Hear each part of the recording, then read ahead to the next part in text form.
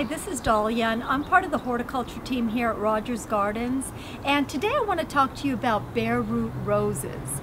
You know, right after Christmas is New Year's, and the way that I love to start the New Year's and that I know it's a new year is because we get our bare root roses. Bare root roses signify a new year, new growth. It's kind of like when I look at a bare root rose, I think, forget about last year, it's past me, I can bury it, I can move forward. These are all brand new roses, so this is the best way to be planting a rose. I feel like this is how it can get established quicker, and in a minute here I'm going to tell you how to do that and all of the new all-American winners for this year. Now we've got a lot of roses to choose from. I mean, hundreds of varieties of roses to choose from. The old-fashioned roses, hybrid teas, grandifloras, David Austins. We've got just about all of them that you could imagine, and I think our grade is the best right here at Rogers.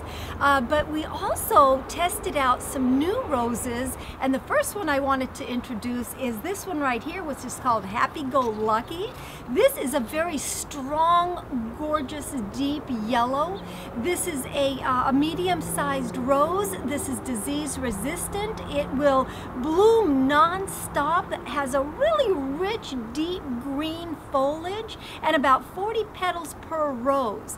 This is an awesome new selection that we've just received, and I have to say, after testing it ourselves last year, it is a true performer.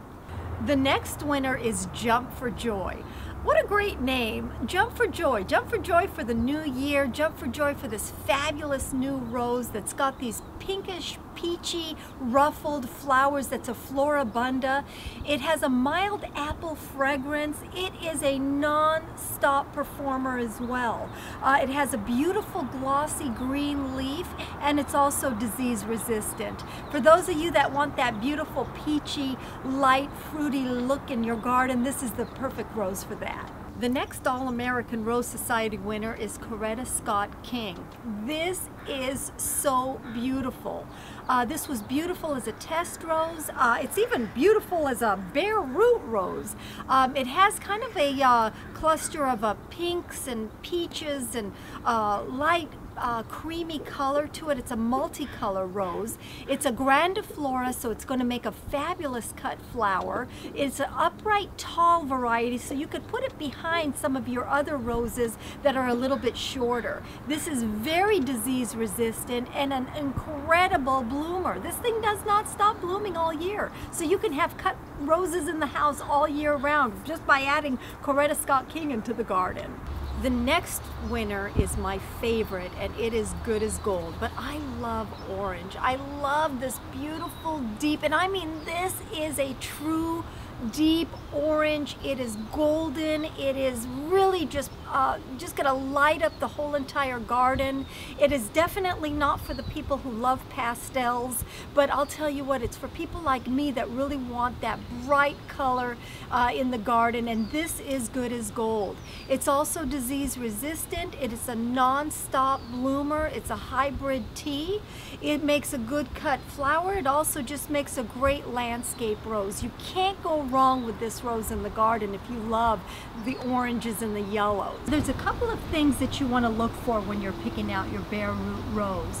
One of them is to find a rose that's got a nice round shape to it, that's got a strong vase shape to it, because then when the plant does grow, it's going to have a nice rounded habit to it. Also, a lot of people are going to tell you a lot of different things about the peat pots.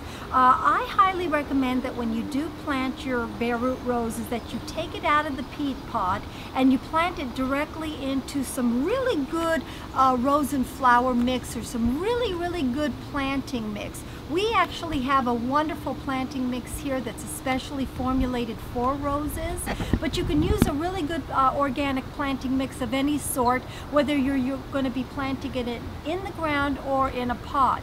I also highly recommend that you use 3/4 of a cup of Epsom salts, which will add that magnesium to give this rose a really good big boost to get it started. And then of course go ahead and give it about 3/4 of a cup, along with the Epsom salts, some of our rose and flower fertilizer. This is going to give it that boost that it's going to need for it to get going and be strong for the whole rest of the year. Of course, you will need to re-fertilize it again, and don't forget to prune your old roses, because in January all of your old roses will need a hard pruning. Remember, these do represent a new year, and I'm wishing you a wonderful new year. I hope you take this rose and look at it, and it will be a reminder to you that you can focus ahead, and that you will have a beautiful rosy new year.